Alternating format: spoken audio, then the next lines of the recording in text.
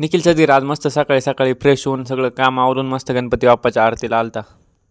आपल्या मंडळाचे पोरं शाळेत कॉलेजला जायच्या आधी मित्रांनो गणपती बाप्पाचं दर्शन घेते मग जाते। आज आरतीला माधव मामा परमाळ्यातून आलता।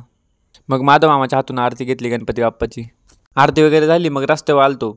शुभमला वाटलं त्या बॉक्समध्ये प्रसादच आहे काय, तो मस्तपैकी फोटो बिटो काढत होता। त्याला वाटलं मंडळाचे पोरं त्याला गिफ्ट देऊ राहिले काय, त्याच्यात काहीच नव्हतं, त्याला काही माहिती।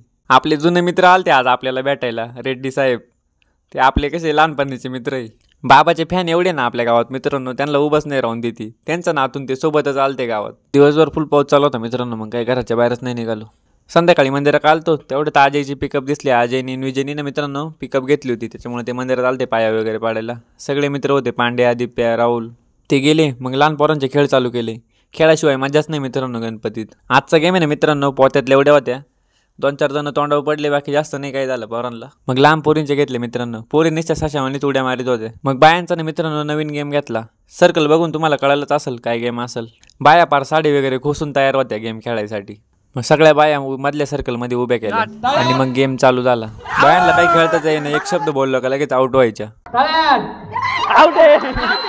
मग आपली काकू पण आली गेम खेळायला। काकू काही जास्त वेळ टिकली नाही, ती आउट होऊन गेली, बाकीच्या बाया आउट होऊन गेल्या। आता फक्त एकाच घरातल्या सासू सुना राहिल्या होत्या गेम खेळायला। प्रत्येक घरी भांडणात तर सासू जिंकती, पण गेम मध्ये तरी सून जिंकली भाऊ इथं। मग बायांचं झालं खेळून, पोरं म्हणे आम्हाला खेळायचंय। मग पोरं खेळत होते, मग मी खेळलो त्यांच्यासोबत। हळूहळू सगळे आउट होऊन गेले, शेवटला फक्त मी आणि योगेश मामाच राहिलो होतो। त्यात आमच्या मंडळाचा माईक कंट्रोलर असा होता ना, तळ्यात माळ्यात म्हणायचा आणि मध्येच बांधाऱ्यात म्हणायचा, त्याच्यामुळे मी गेलो आउट होऊन। मग योगेश मामा जिंकला, मग खेळ संपला। पोरांचा इकडे वेगळाच गेम चालू होता, एकामेकाच्या डोक्यात गोणी घालायचे, मोकार पडी घ्यायचे, हाणायचे धरून। आपल्या रवी दादाचे तर वेगळेच चाळे चालू राहते। सगळे बसले गप्पा मारीत नंतर निवांत। चला मित्रांनो भेटू पुढच्या व्हिडिओत लवकरच, तोपर्यंत लाईक करा, कमेंट करा, शेअर करा आणि चला।